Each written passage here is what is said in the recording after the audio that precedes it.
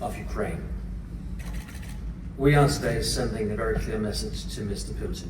Stop bombing culture. And if he continues, we will rebuild. That is why the colleagues of all the European countries in a couple of minutes gathered here in Denmark. I hope to persuade my colleagues to do the same as Denmark and Netherlands are doing, pledging clear and specific financial support to the cultural recovery of Ukraine. I'm also very happy today to be joined by Commissioner Glenn McAuliffe and the Ukrainian Minister for Culture, who will now take the floor. The floor is yours. Thank you, Jakob. We are very grateful in Ukraine to the Danish side for your support and for such a unique opportunity to discuss the assistance to Ukraine. And we understand that this event that we are having today is a truly unique case for international diplomacy. And we are extremely grateful to all the Danish people for the incredible support of Ukraine. We feel it. We are also grateful to Glenn McAuliffe for being with us from the very beginning, for his vision and his assistance that we very value. And today, indeed, Russian Federation is deliberately attacking Ukraine every day, and as of now, 1,612 objects all around Ukraine, cultural heritage sites are being destroyed, and 27 of them completely destroyed. And we understand that Russia is attacking not only Ukrainian energy infrastructure, they are attacking our culture because they know that it is a matter of national identity and national security. And we understand that Ukraine is an eastern gate of Europe. We are having the war and we are fighting for all the democratic values that Europe has. And having such a big and important partners on board to help us protect our cultural heritage is very important for us now.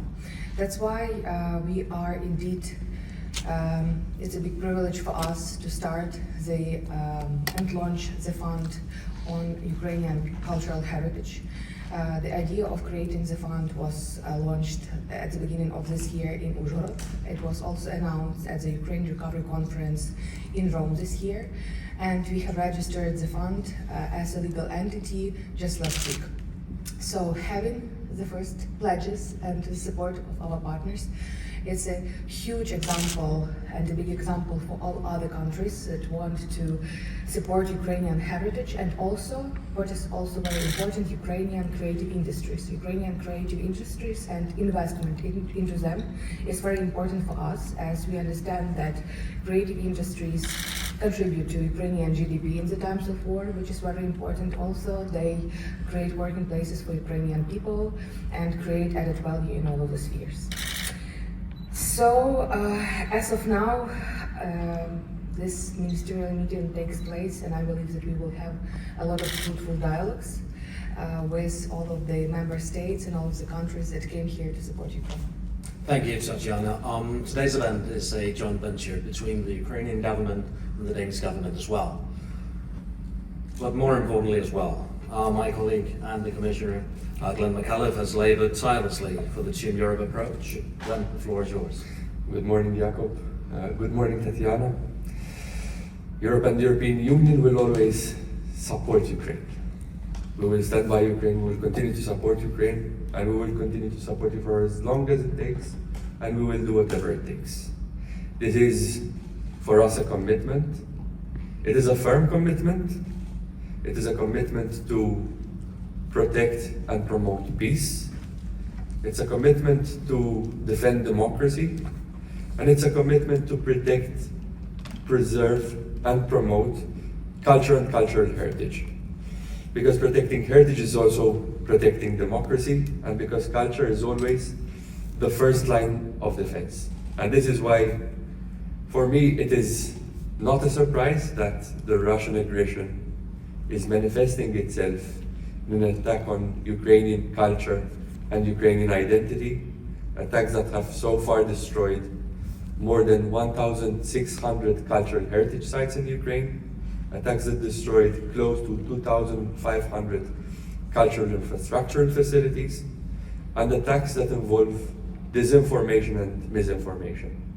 Because this is a war of ideas as much as it is a war of artillery, weapons, and ammunition. It is a war on our values, it is a war on democracy, a war on Ukrainian democracy and European democracy, and in this war, Ukraine is fighting to protect us and to protect our democracy.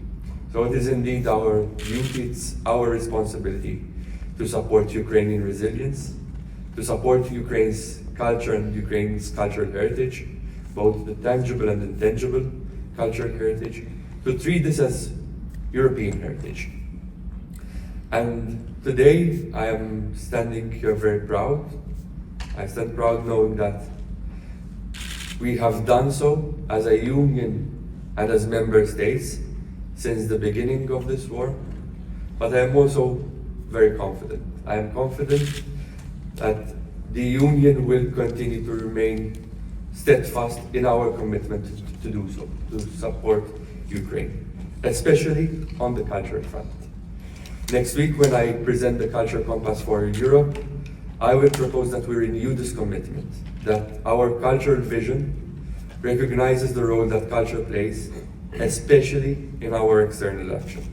And I will propose that we draw on culture to build understanding, to build trust, and to promote universal values, values that will also guide our international cultural relations, and that will allow us to protect, promote, and defend cultural diversity, strengthen our global role, and deliver tangible benefits for societies worldwide. This will require that we systematically and strategically integrate culture into our external actions, and that we align cultural actions to geopolitical priorities. And I am convinced that this will facilitate the integration process of enlargement countries, and that it will help us build sustainable relations with neighboring regions and beyond. To conclude very briefly, and specifically on the Union's support to Ukrainian culture, I want to highlight some examples of our support and to announce some new developments. This July, at the Ukraine Recovery Conference in Rome, I announced the Team Europe for Cultural Heritage in Ukraine, as well as an additional allocation of €2 million from Creative Europe. Since July, Team Europe has grown stronger, and we now have 74 actions, 74 pledges of support, up from 65 pledges from 24 EU member states. Actions that are aimed at protecting and preserving cultural heritage in Ukraine and strengthening skills for cultural heritage professionals. And this means that the European Commission's support so far for Ukraine's cultural heritage and creative professionals has reached €50 million, with €20 million coming from Creative Europe. Money that has supported, amongst others, the mobility of more than 360 Ukrainian artists as part of Culture Moves Europe. And of course, there is more work to do, and this is our duty, it is our responsibility, it is an investment in the future, and Ukraine's future is in the European Union. Thank you so much, Glenn. So in conclusion, we're hoping to open and pave another avenue of support for Ukraine coming this conference. I will leave the floor to journalists with questions, should there be any. Ladies, TV2 perhaps. TV2 Denmark, question for Tatiana. The war is still going on. Why a fund now to rebuild the culture and heritage? Yes, indeed, the war is still going on, and Ukrainian people keep fighting against the Russian aggression, but we understand that nowadays Ukrainian culture is not only about the buildings itself. Ukrainian culture is a matter of national security and national identity. Ukrainian culture is what makes us feel strong and united in the times of war. It's actually what makes us fight. And when Russian troops go inside the cities, first, what they target is libraries, our museums, because they want to erase our identity. We had a day in Ukraine when Russia simultaneously targeted the building of the cabinet of ministers and killed a child, which means that Russia wants to destroy Ukrainian statehood and Ukrainian nation in general. So we are united by culture. We feel that Ukrainians are strong when they feel that they have national identity, our culture and our history. That's why preserving cultural heritage is extremely important during the times of war, even if it's going on. Because we need to restore even on our way to the victory. That's why creating Cultural Heritage Fund is very important for us now. If the war stops, what do you prefer in your country?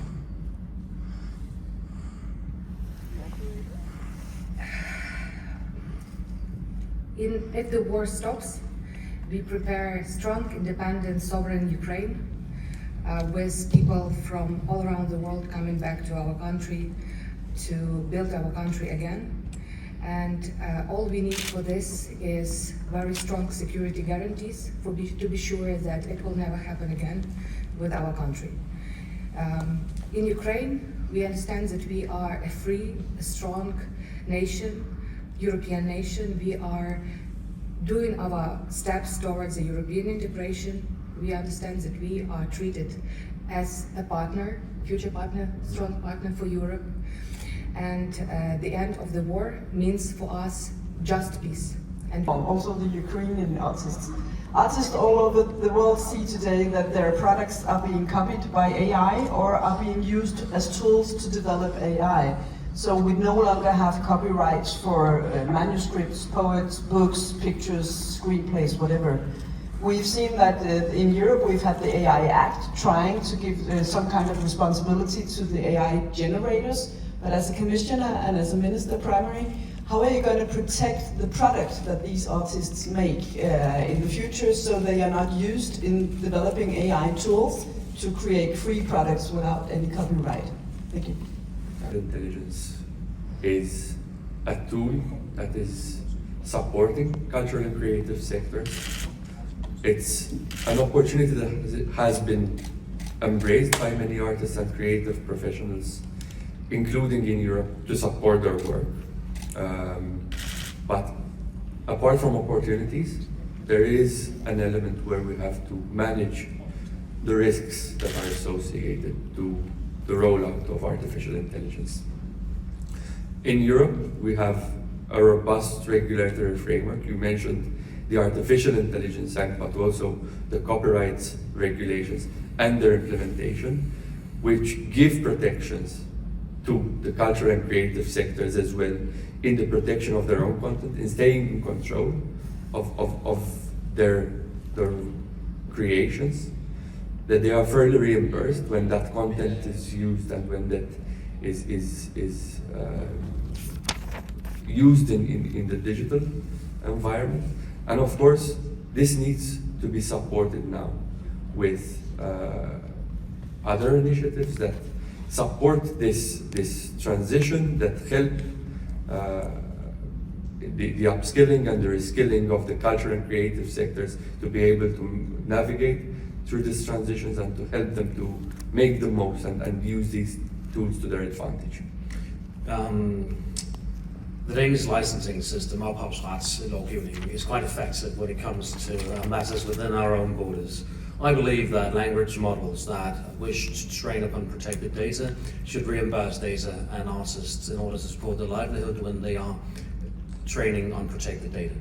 And finding a common European solution for that, as Glenn is mentioning, is key to not only the people creating art today, but also for the living and working conditions in the future. Yes? Carl Emil from Altinget. UNESCO estimates that at least 500 sites have been destroyed during the war. According to you, it's more than 1,000.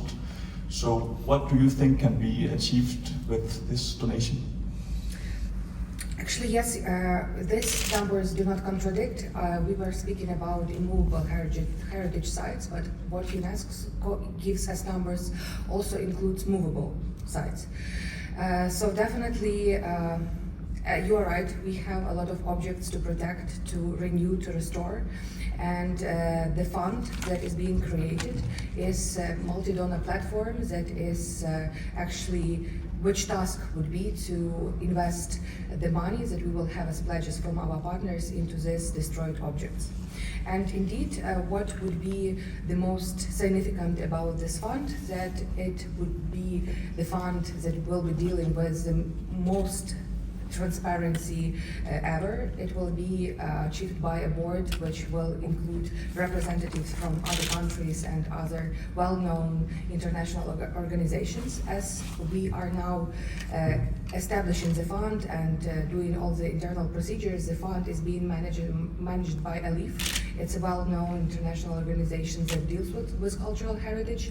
For us, Ukraine is a big homework to create a decent portfolio of objects, both movable and immovable, that need to be restored. And today, during my presentation at the ministerial meeting, we will launch a website which will actually be having this first portfolio of objects that will need to be included into the work of the fund, and definitely this portfolio will grow and grow day by day. But we are indeed very grateful to our partners to help us establish this fund to fund these objects. The fund serves a dual purpose. Today it's all about making the mechanism work, making sure that many countries do contribute financially to the fund. Once that is settled, well, the fund can support Ukraine during the war. When the war ends, the mechanism is in place and the fund is able to accept hopefully larger donations when the coalition of the willing and other entities, well, can shift their focus from military donations until cultural donations. But it should be two avenues supporting the same goal: a free and independent Ukraine while the war is going on, supporting restoring culture and maintaining culture. When the war ends, a stronger mechanism for rebuilding. How much money do you think there is?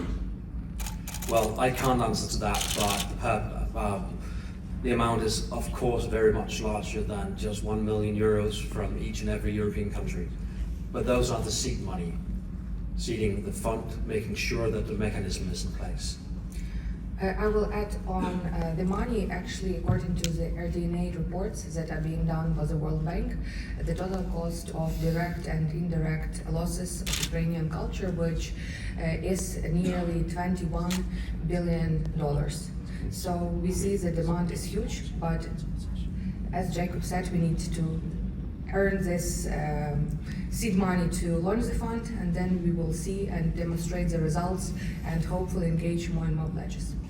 A huge and big partner, and as of now, not only the Ukrainian Cultural Heritage Fund is being established, also we have established Cultural Resilience Alliance, and the organizations as Fund of Ukrainians has already joined this Cultural Resilience Fund, and they will also help us to unite partners around the fund. So we see the role of Ukrainian diaspora huge.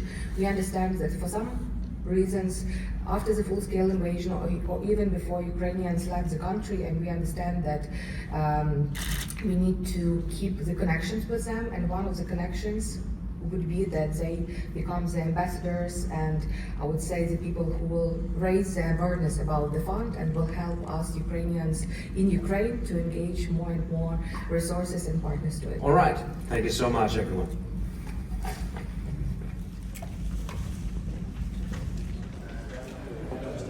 Yes. The doorstep is before the doorstep. Yes, you can do one. Yes, thank you. Okay. Good morning. We are here in Copenhagen for the informal meeting of Ministers of Culture. We will discuss very important issues for preserving our common cultural heritage, but also our values.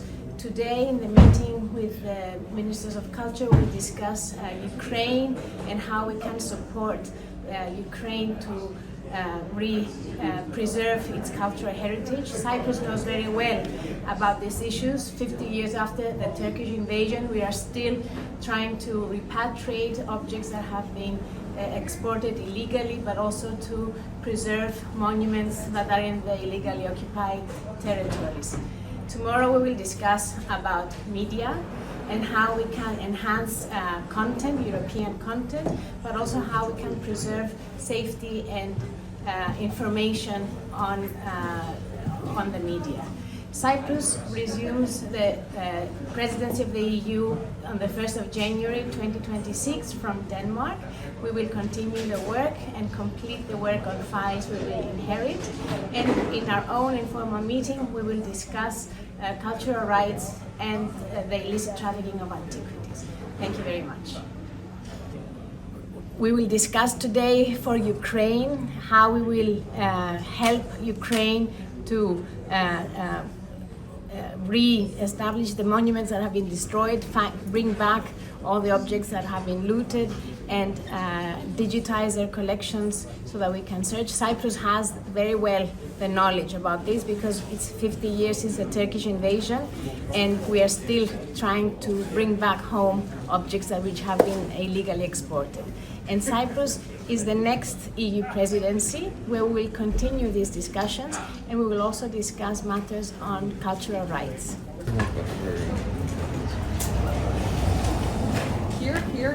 Here. I'm super glad that we meet today in Copenhagen at the informal Minister of Culture Council. I'm glad mostly because this is also a Poland is it in a trio of those countries which has a presidency this time, and I'm really glad that we're gonna focus mostly on the public media and the sector of disinformation, but also a subject super close to my heart, which is Ukraine and the recovery of Ukraine after and hopefully soon the end of the war. I'm super glad and thank you for the invitation from Denmark. And I'm super glad to be here in Copenhagen. Thank you.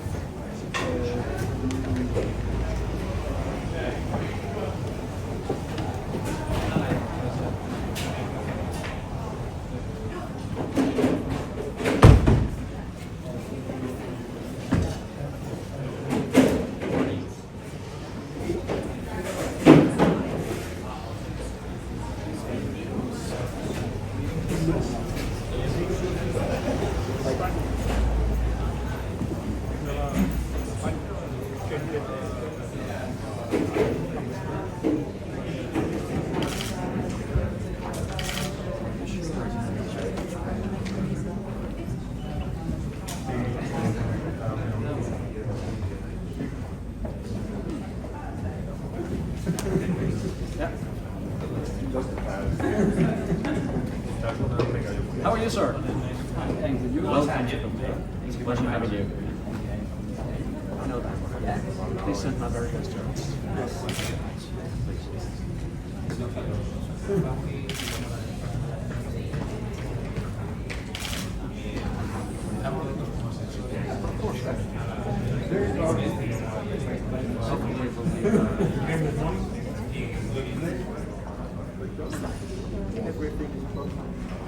I'm very happy to do that.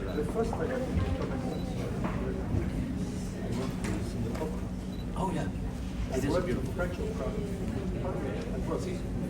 Oh, you did? I will introduce you to the director. I'm practicing. I've got a great deal. Can we take a picture? Yes. Sure.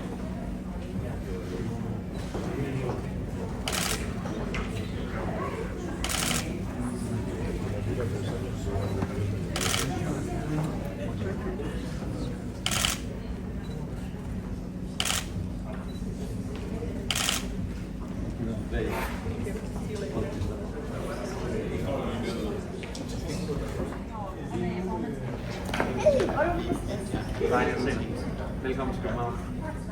Ligger du meget? Tak. Det er det.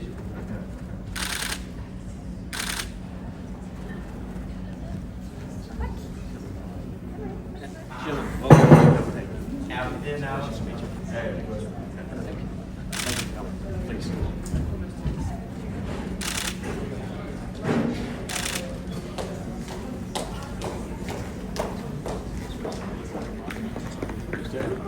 Pleasure to see you again. Welcome to Copenhagen. Thank you. Everything's fine. Of course. Please.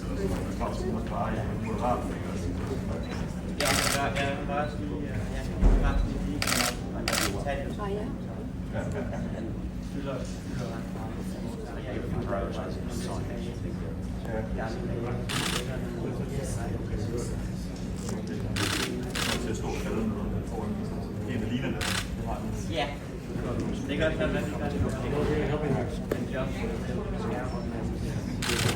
Of course. Happy reading. Ja, det skulle jeg til at se.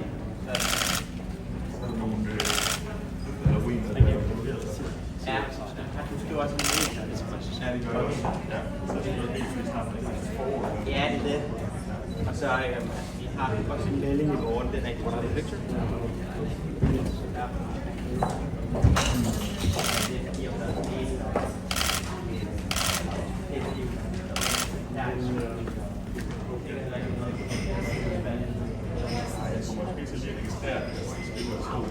Ja, jeg tror, det bliver i morgen i gang. Men det er det her, der er det mest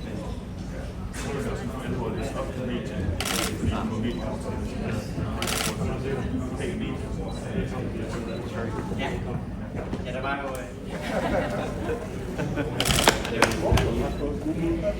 Det mangler bare. Velkommen til Danmark. Skal vi tage et billede? Ja.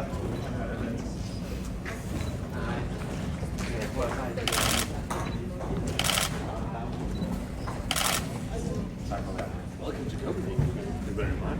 It's very, very happy to meet you. But you are welcome. Of course.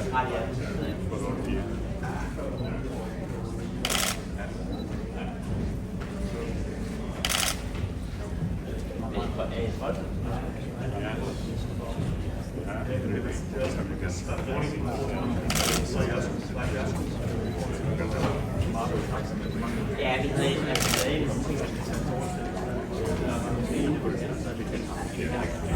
så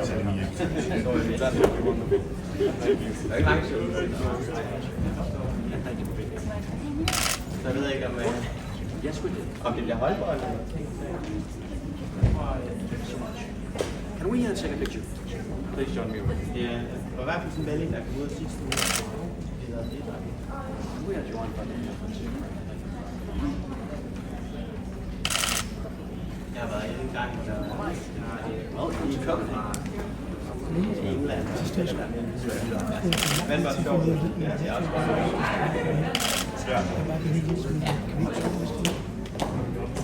So much, please.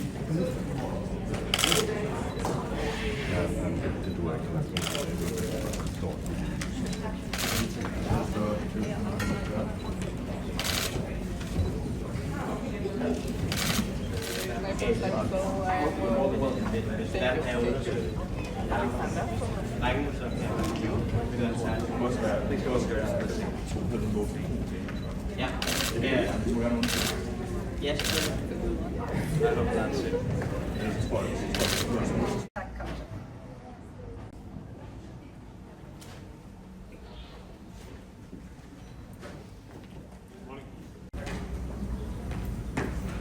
Yes, the secretary.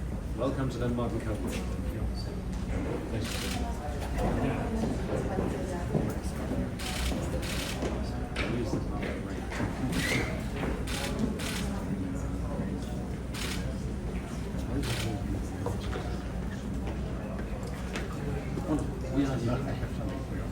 Oh, you do?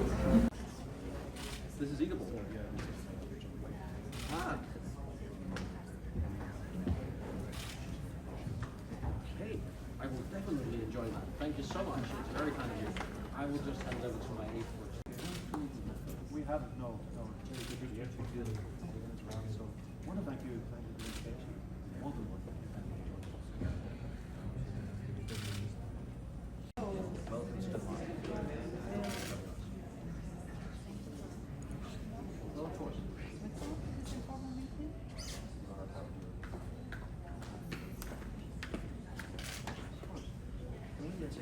Yes, of course.